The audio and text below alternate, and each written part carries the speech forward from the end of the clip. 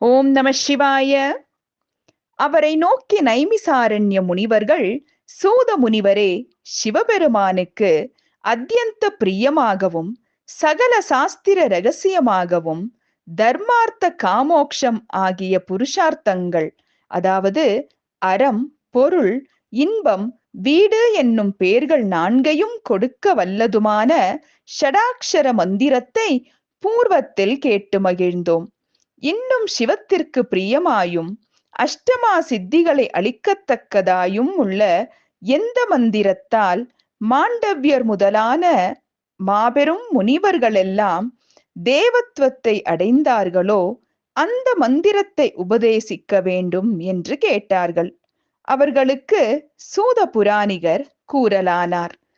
நைமிசாரண்ய முனிவர்களே, முன்பொரு சமயம் பரமசிவனார் குமாரக் கடவுளுக்கு உபதேசித்த மந்திரத்தையும் அதன் மான்மியத்தையும் சொல்லுகிறேன் கேளுங்கள். அந்த மந்திர துவக்கத்தில் பிரணவத்தை உச்சரிக்க வேண்டும்.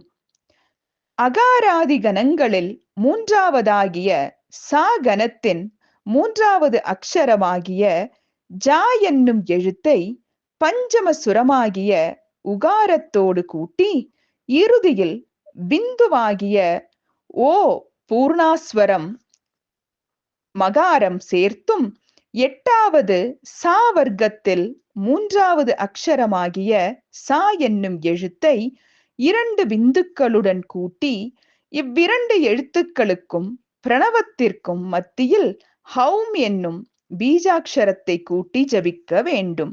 இதுவே மிருத்யுஞ்சய மந்திரம். இது சிவபெருமானுக்கு பிரீத்தியானதும் சர்வ சித்தியையும் கொடுக்க வல்லதும் ஆகும். பிரம்மஹத்தி, பிறன் மகளிர் கலவி, சுராபானம் செய்தல், பொன் திருடல், சிசுஹத்தி, குரு பத்தினியை கலத்தல், நம்பிக்கை துரோகம், ஆசிரியரை கொல்லுதல், தாய் தந்தை மாதர் முதலியோரை கொல்லுதல் முதலான பாதகங்கள் இம்மந்திரத்தை உச்சரிக்க அக்னியில் அகப்பட்ட இலவம் பஞ்சு போல சாம்பலாகிவிடும். ஒருவன் இந்த மந்திரத்தை பக்தி பூர்வமாக 100 முறை ஜபித்து சிவபெருமானின் சிரசில் ஒரு மலரையாவது சமர்ப்பித்தால் கோடி முறை இந்த மந்திர ஜபம் செய்த பயனை அடையலாம். இம்மந்திரத்தை நாள்தோறும் முக்காலங்களிலும் 100 தடவைக்கு குறையாமல் ஜபித்தால் ஜபிப்பவனுக்கு ஒரு காலமும் அபமிருத்யு, அதாவது துர்மரணம் அடைகிறதில்லை. இந்த மந்திரத்தை ஜபிக்கும் காலத்தில் அங்கநியாச கரநியாச நியமத்தோடு ஜபித்தால் கோடி ஜென்மங்களில் செய்த பாவங்களை போக்கி சிவசாயுஜ்யத்தை அடையலாம். அன்றியும் புலி, திருடர், குஷ்டநோய், பேய்கள், ஜ்வரம் முதலியவற்றால் தொந்தரவடையும் காலத்திலும் இதை உச்சரித்தால் அபயங்கள் நீங்குவதோடு போர் முனைகளிலும் பகைவரை அழித்து வெற்றி பெறுவார்கள்.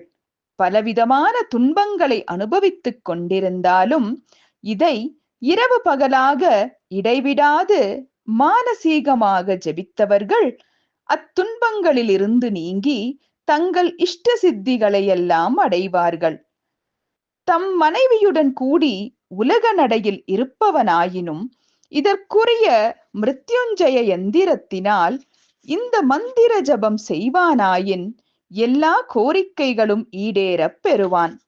இம்மந்திர ஜபம் செய்வோன் பிரம்மச்சரியம், உபவாசம், மௌன விரதம் முதலியவற்றை அனுஷ்டிக்க வேண்டியதில்லை.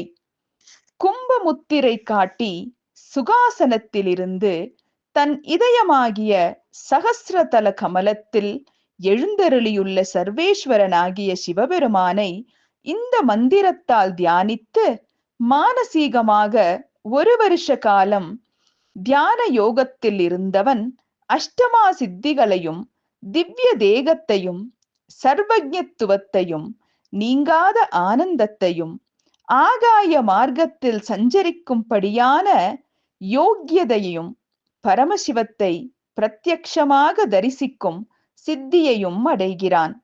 இதை ஆதியில் பரமசிவன் உமாமகேஸ்வரிக்கும் சுப்பிரமணியருக்கும் சுப்பிரமணியர் நந்திக்கும், அவர் சனத்குமார முனிவருக்கும், அவர் வியாச முனிவருக்கும் சொன்னதை நான் உங்களுக்கு சொன்னேன். இந்த மந்திரத்தை அகஸ்தியர் முதலான முனிவர்களெல்லாம் தியானித்து பிணி, மூப்பு முதலியன நீங்கி இருந்தார்கள். ஓம் நம சிவாய.